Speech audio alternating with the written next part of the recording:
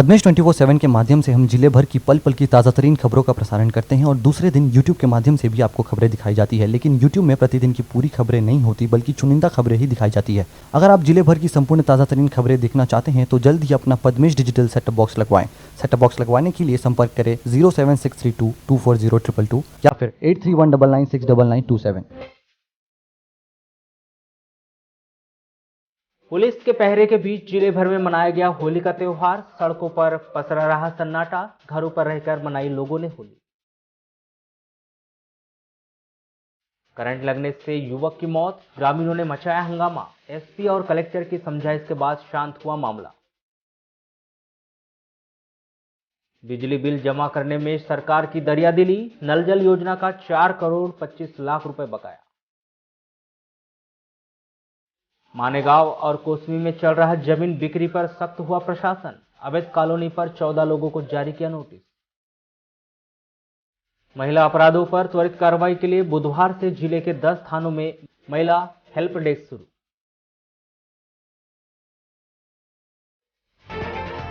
SDM केसी बोपचे ने ग्राम कोसमी में colony विकसित कर रहे 14 लोगों को नोटिस जारी कर उन्हें 7 अप्रैल को एसडीएम कोर्ट में उपस्थित होने के लिए कहा गया है।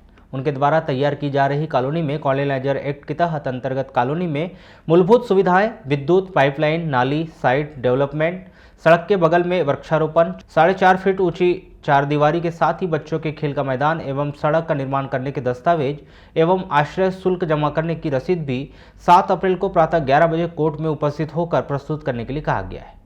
दस्तावेज प्रस्तुत नहीं करने पर इन लोगों के द्वारा तैयार की जा रही कॉलोनी को अवैध घोषित कर दिया जाएगा और कॉलोनी का प्रबंधन अधिग्रहण करने की कार्रवाई की जाएगी।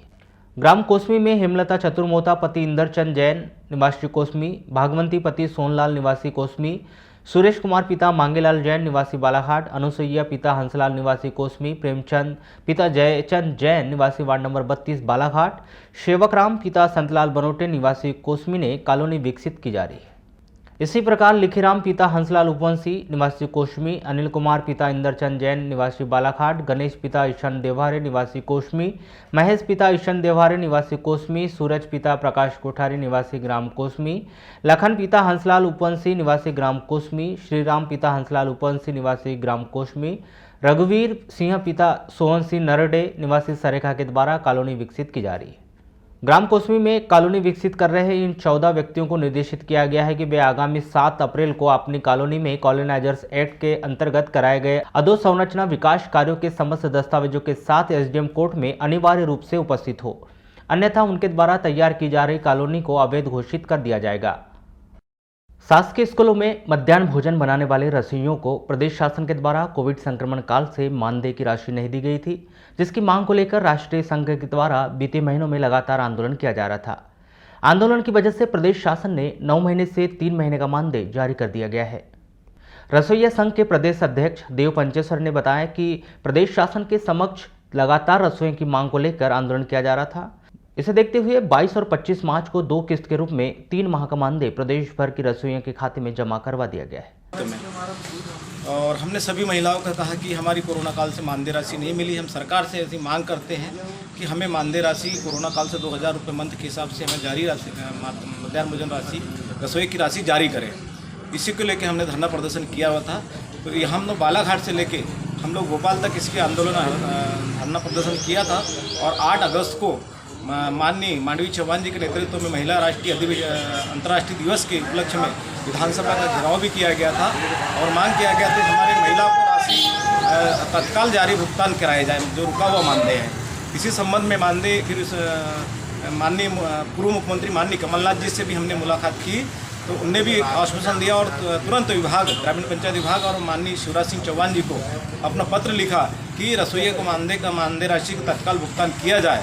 तो उनका पत्र भी हमें भी माननीय पूर्व मुख्यमंत्री कमलनाथ जी का भी हम धन्यवाद कहते हैं, उनने हमें पत्र भी लिखा और माननीय मुख्यमंत्री जी का भी हम धन्यवाद कहते हैं कि और ग्रामीण पंचायत विभाग का कि हमारी रसोइया महिलाओं को 3 माह का मानदेय राशि 22 मार्च को 2 किस्त डाली गई है और 25 मार्च को 1 किस्त डाली गई। ऐसी 3 किस्त डाली गई है जिससे एक मुश्त राशि 6000 रुपये राशि हमारी रसोइया महिलाओं को जारी की गई है। कलेक्टर दीपक आर्य ने जिले के सभी एसडीएम को अवैध कॉलोनाइजर्स पर इसी तरह की कार्रवाई करने के आदेश दिए। उन्होंने ग्राम पंचायतों के प्रधान एवं सचिव को निर्देशित किया है कि वे कॉलोनाइजर एक्ट का उल्लंघन होने पर किसी भी तरह के निर्माण की अनुमति न दें।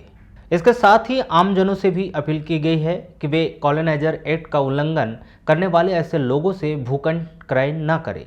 जिला पंजीयक को भी निर्देशित किया गया है कि कॉलोनाइजर एक्ट का उल्लंघन कर विक्रय किए गए भूखंड की रजिस्ट्री न करें।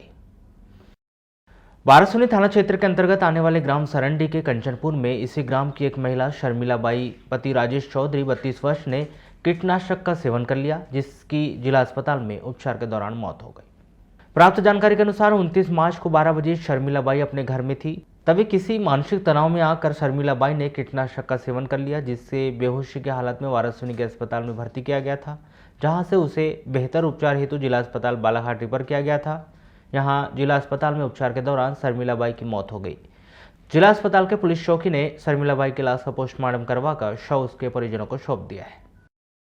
स्वास्थ्य विभाग के द्वारा 30 मार्च को जारी किए गए कोरोना हेल्थ बुलेटिन के अनुसार 18 नए कोविड पॉजिटिव मरीज मिले हैं। उसके बाद जिले में एक्टिव मरीजों की संख्या 135 हो गई है। हेल्थ बुलेटिन के अनुसार अब जिले में 135 एक्टिव मरीजों का इलाज चल रहा है, जिसमें 116 मरीज होम आइसोलेशन में और 19 मरीजों का वर्तमान समय में आइसोलेशन बेड पर भर्ती किया गया है। वहीं दूसरी ओर 17 पॉजिटिव मरीजों के ठीक हो जाने पर उन्हें डिस्चार्ज का सर्टिफिकेट दे दिया गया है। कोरोना संक्रमण के बढ़ते हुए मामलों को देखते हुए शिक्षा विभाग के द्वारा शासकीय और अशासकीय स्कूलों में संचालित कक्षा 1 से 8 तक की कक्षाओं को 15 अप्रैल तक बंद रखने का निर्णय लिया गया है, जिसके आदेश आज शिक्षा विभाग के अवर शिक्षा संजय गोयल के द्वारा जारी कर दी गए। आपको बता कि 1 अप्रैल से प्राथमिक स्कूल संचालित किए जाने के कयास लगाए जा रहे थे, लेकिन जिस तरह से कोविड-19 के मामले सामने आए हैं, उसको देखते हुए बच्चों की सुरक्षा को लेकर शिक्षा विभाग ने यह आदेश जारी किया है। इस संदर्भ में दूरभाष पर चर्चा के दौरान बीआरसी नरेंद्र राणा ने बताया कि 15 अप्रैल तक प्राथमिक स्कूल संचालित नहीं किए जाएंगे। वहीं कक्षा 9वीं से 12वीं की कक्षाएं तय किए गए नियमों के तहत संचालित की जाएगी। प्रतिवर्ष के अनुसार इस वर्ष भी लांजी नगर के ward number 12 irrigation office road में श्री राधे राधे महिला मंडल लांजी के द्वारा सामूहिक रूप से एकत्रित होकर होली मिलन समारोह का आयोजन किया गया।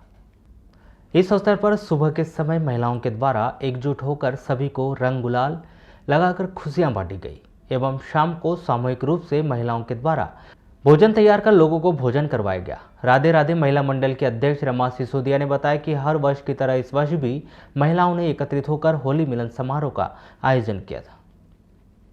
राधे राधे महिला मंडल की तरफ से इस वर्ष यानी होली का त्यौहार सभी उत्सव द्वारा मनाया जा रहा है।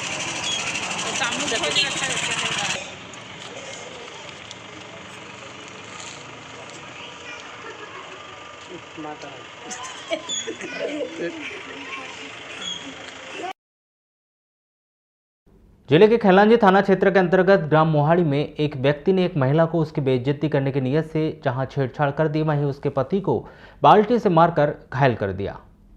घायल इस महिला के पति को खैलांजी के अस्पताल में भर्ती किया गया है। खैलांजी पुलिस ने इस महिला के द्वारा की गई रिपोर्ट के आधार पर आरोपी देवचंद कटरे पिता नीलचंद्र लोधी 50 वर्ष ग्राम मोहाड़ी निवासी को गिरफ्तार कर लिया है, जिसे न्यायिक अभिरक्षा में उप जेल भिजवा दिया गया है।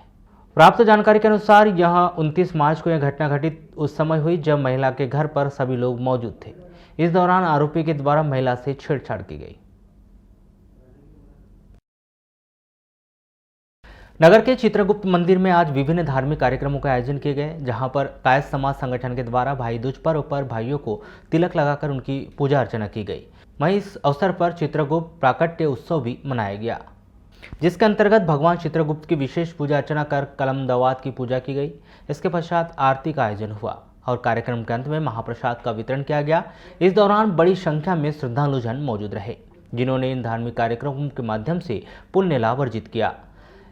इस संदर्भ में दूरभाष पर चर्चा के दौरान बालाघाट चित्रगुप्त सभा अध्यक्ष रंजना श्रीवास्तव ने बताया कि वर्ष में 2 बार चित्रगुप्त भगवान का प्राकट्य उत्सव मनाया जाता है। दिवाली के दूसरे दिन भाई दूज के अवसर पर और होली के दूसरे दिन भाई दूज पर यह कार्यक्रम आयोजित किया जाता है। आमजन की सुविधाओं को ध्यान में रखते हुए एसपी अभिषेक तिवारी ने जिले के सभी थानों में पदस्थ थाना प्रभारी और कर्मचारियों के नाम और मोबाइल नंबर थाने में सूचना पटल पर प्रदर्शित करने के निर्देश दिए हैं। इस संदर्भ में चर्चा के दौरान एसपी अभिषेक तिवारी ने कहा कि थानों में पदस्थ थाना प्रभारी और कर्मचारियों के फोन नंबर न होने के कारण यदि कोई फरियादी थाने में पहुंचता है तो उसे काफ़ी दिक्कत का सामना करना पड़ता है, जिसको देखते हुए सभी थानों में सूचना पटल पर थाना प्रभारी और कर्मचारियों के नाम प्रदर्शित होंगे ताकि थाना पहुंचने वाले फरियादियों को किसी भी प्रकार की समस्या का सामना न करना पड़े। इनफैक्ट पूरे 21 थानों में ये सुनिश्चित करा के कल तक इसका वो भी मंगा लें कि वहाँ पे पेंट करवा लिया जाए और उसकी फोटो व्हाट्सएप में ये निर्देशित कर दिया जाए।